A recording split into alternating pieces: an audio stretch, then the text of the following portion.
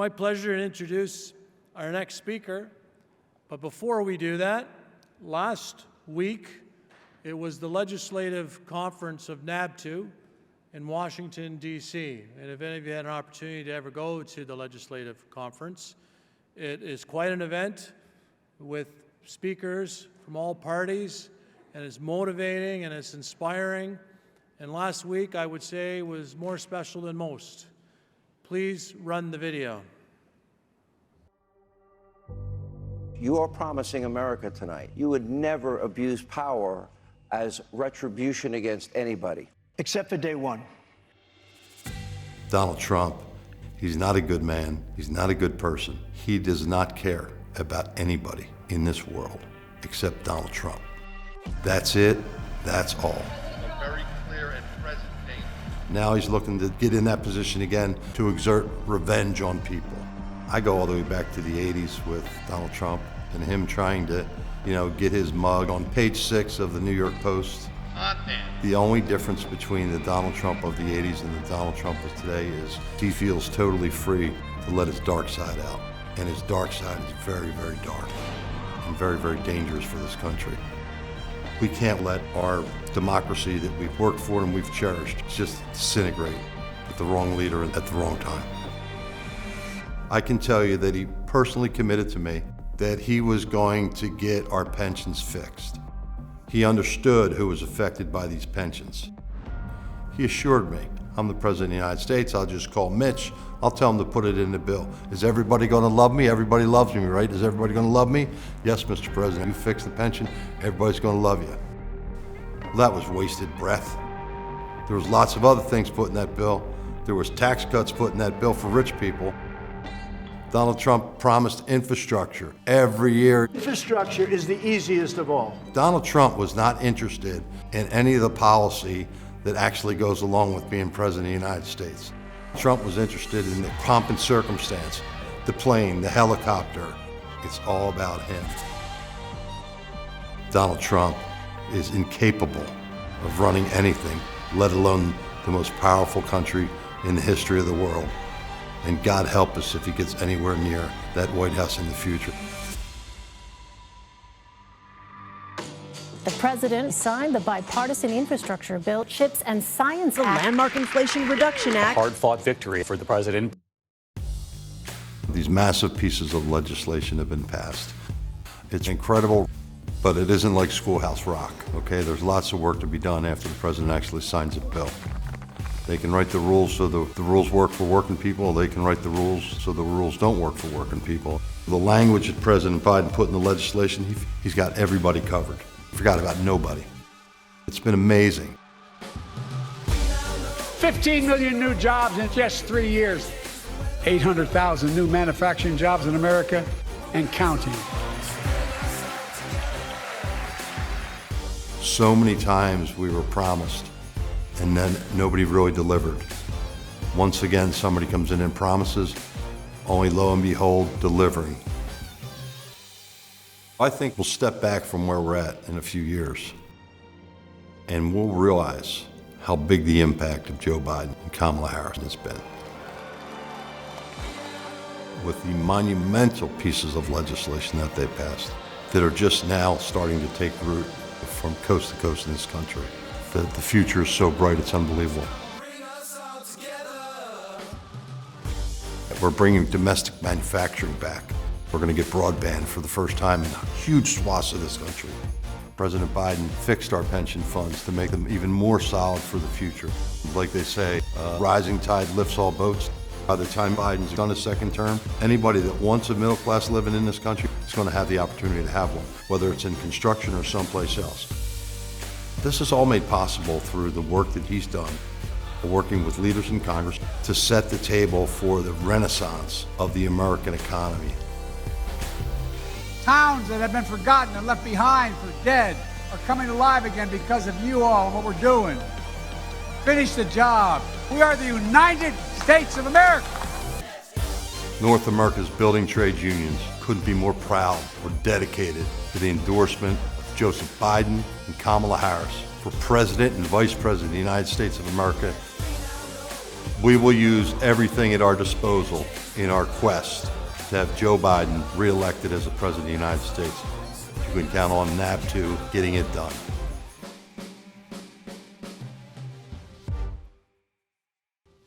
Ladies and gentlemen,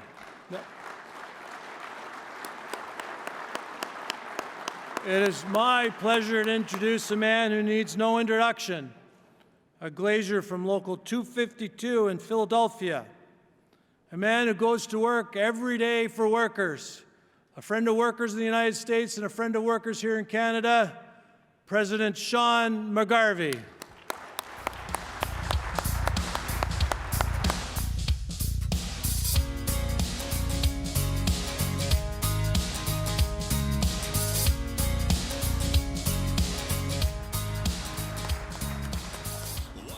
Thank you, Sean. Listening to last speaker, I felt like I was across the border for a little bit of that.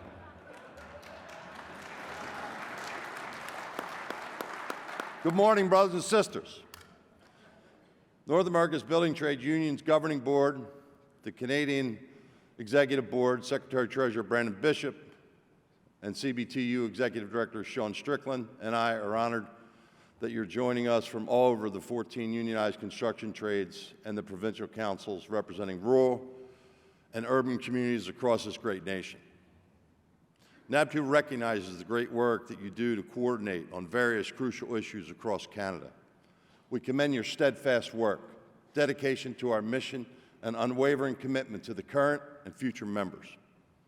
We appreciate our staff and councils for the hard work in putting together this conference and the devoted efforts to uplift unionized construction and our gold standard model throughout Canada. You all are doing things in Canada, big things in Canada. Ladies and gentlemen, you're the folks making it happen, the folks in this room. The people in this audience and the ones before you have fought for policies and agreements that improve wages, health and safety standards. Your work has ensured that projects where men and women work are completed on time and on budget with the highest degree of quality, efficiency, and safety. Your tireless efforts have helped resolve labor supply issues, prevented worker misclassification, and made the clean energy transition a more just transition. Now, because of you, more communities and more provinces across Canada are seeing more family-sustaining, job creation, and increased apprenticeship opportunities to transition more workers into the middle-class union construction careers in our unions. You've made great strides in health and safety over the last several years, like the 2018 official ban on asbestos and the recent advocacy across the country, particularly in British Columbia and Ontario, for construction sites to feature better toilet facilities. It's important that we will improve health and hygiene on job sites for our members. It's change that's long overdue. Workplace fatalities are decreasing, but as I've said before, one death on the job site is one too many. Brothers and sisters, we still have work to do. That is why we keep increasing investments in health and safety initiatives with industry experts and partners to protect all of our workers' physical and mental health and safety on the job. The industry is changing, and many elements that were once thought of as normal are changing with it. Old beliefs and stigmas around mental health are slowly being broken down as building trades strive not only to research and discuss mental health, but to take real action to address the underlying issues that lead to poor mental health. From coast to coast, your provinces and provincial councils have created programs like the Construction Industry Rehabilitation Plan in British Columbia, which is Executive Director Vicki Waldron will tell you more about this afternoon, and the Building Resiliency Program through the Building Trades of Alberta, for which our brothers Ian Robb and Terry Parker won the CBTU Health and Safety Distinction Award yesterday. Programs like the Nova Treatment Center in Ontario and leaders like Carmen Tieno and Stuart Simpson delivering yesterday's workshop on mental health to a packed room. Initiatives like these are incredibly important to our membership, which we recognize on both sides of the border. In the U.S., I'm proud to announce NABTU's RESPECT initiative, which was launched just last week. RESPECT stands for Responsible Environment, Supporting Positivity, Equity, Culture, and Treatment. This initiative will provide wraparound mental support to unionized skilled tradespeople across the U.S. We're committed to creating a better work environment and fostering the brotherhood and sisterhood that defines us. Respect will raise the profile of the construction industry as a career pathway, not just as a financial choice, but a better work-life choice. Workplace harassment and toxic cultures marked by bullying and verbal abuse will be addressed head-on. They have no place in our unions. Sanitation on job sites will be a priority. Safety and mental health will not be lip service. It will be a commitment. We will address substance abuse, alcoholism, and provide programs to better recognize and support people who are struggling. Contractors and owners have worked with us on physical safety over the last 30 years. We know they can work with us to make our job sites just as healthy and safe for workers mentally as they are physically. Some are already stepping up. Just last month, one of our industry partners, Bechtel Construction, made a $7 million commitment to the American Foundation for Suicide Prevention to provide critical resources and programming to 500,000 U.S. construction workers over the next 5 years. This is the largest ever pledge received by the Foundation and the largest single donation ever made by the Bechtel Group. Together, we are, by taking an all-hands approach to mental health, our affiliates and our stakeholders in Canada and the U.S. are putting their money where their mouth is and working to create a safe and healthy infrastructure generation. The projects that this generation will build will rely on new legislation, like Bill C-50, which will ensure that Canada's workers have the skills and support necessary to thrive in sustainable jobs, and the historic investment tax credits, which will be available to employers who meet specific labor conditions, like adhering to the new definition of prevailing wage based on union compensation and apprenticeship requirements. Tying prevailing wage to these investment tax credits is a huge win for all workers.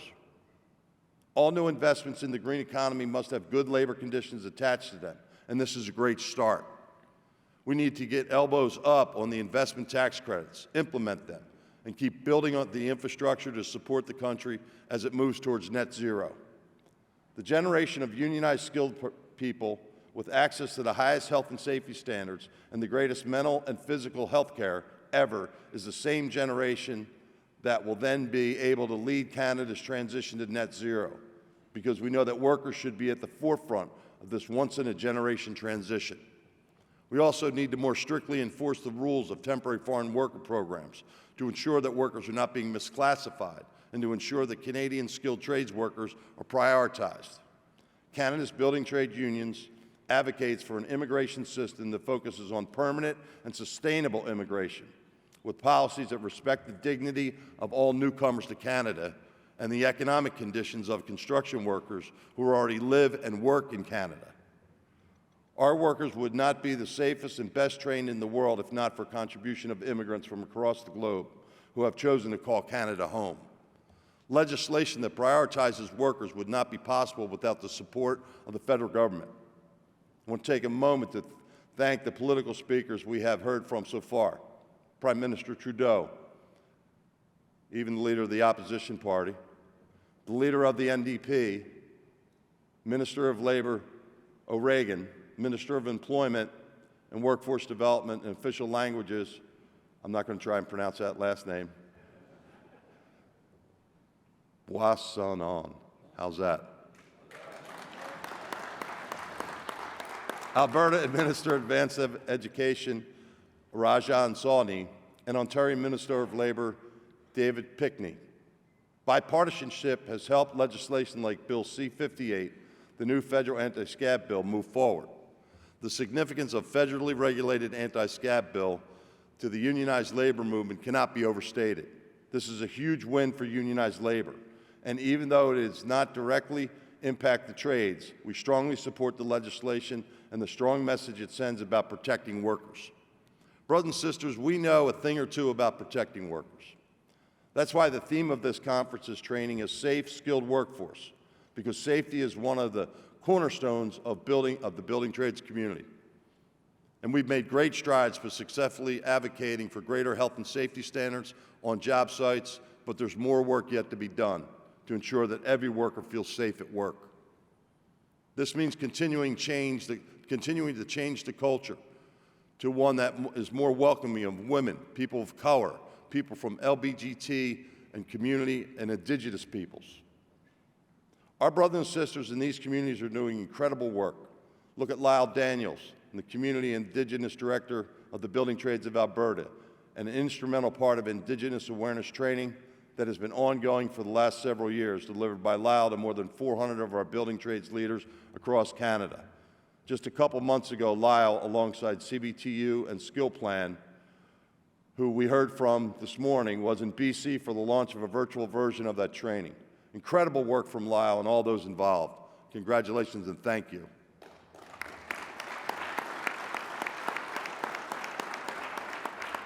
Together, we're making the building trades a more welcoming place for everyone. Over the last 20 years, our joint apprenticeship programs have registered over 40,000 more women and nearly 300,000 more folks from equity-deserving groups in the U.S. than the non-union sector.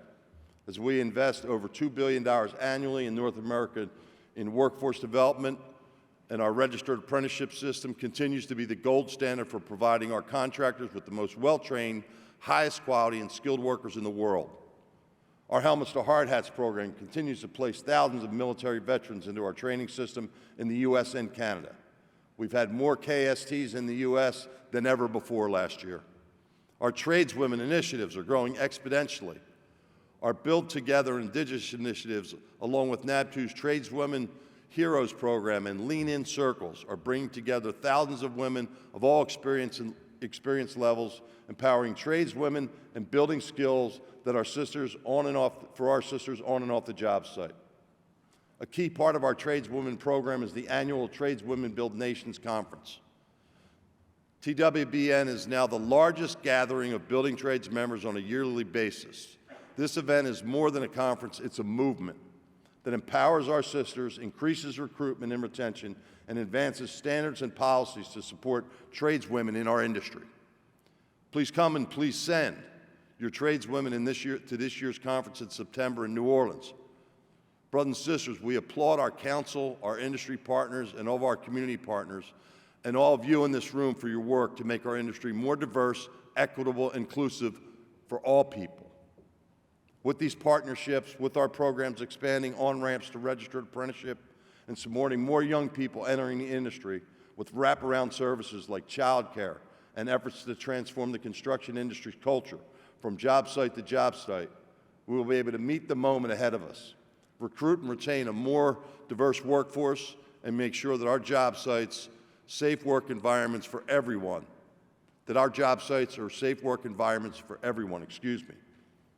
That's why we also keep increasing investments in health and safety initiatives with our industry partners to protect all workers, physical and mental health and safety on the job. Another way we are working to protect building trades working families is our Capital Strategies program, which invests in companies and industries that ensure investments in construction, maintenance, and operations do not leave us out. We now have pension funds with over $1 trillion in assets who've adopted our private equity labor principles. Let me say that again. Private equity labor principles. Did you ever think you'd hear that? Our plan is to reach $3 trillion within the next 5 years. This is an extraordinary time to be in the building trades in the U.S. and Canada. The Biden administration has proven to be the best ally in our pursuit of progress. President Biden, in every facet of his administration, has stood up for workers, especially the building trades. The accomplishments that President Joe Biden have delivered for working people, for those historically left behind, and for the future of our democracy. And this cannot be understated. Between the investments from the Infrastructure Law, the CHIPS and Science Act, the Inflation Reduction Act, labor standards, tax credits, and project labor agreements, executive order, and more. He is the most pro-worker, pro-union, pro-building trades U.S. president in our history.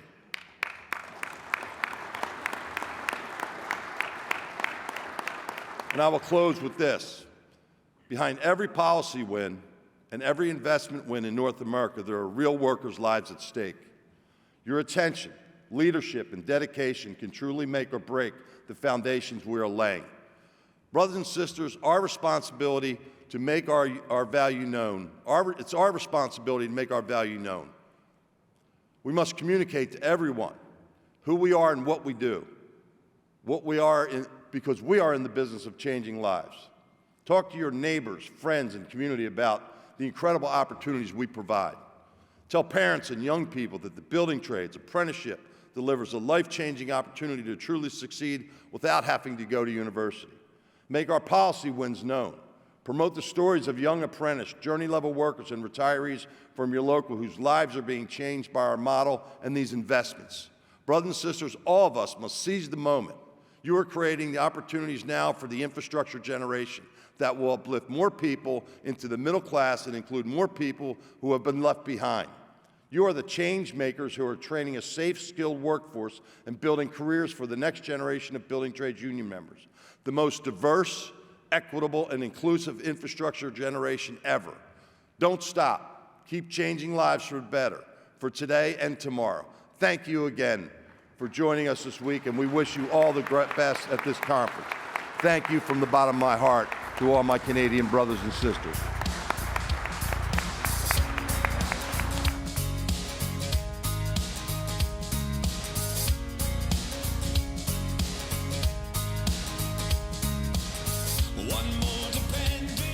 Thank you, President McGarvey. Thank you for those words and your continued leadership on both sides of the border. We appreciate what you do and your no-nonsense approach to labor relations. You're comfortable in a union hall, in a boardroom, and in any rooms that we are. Thank you.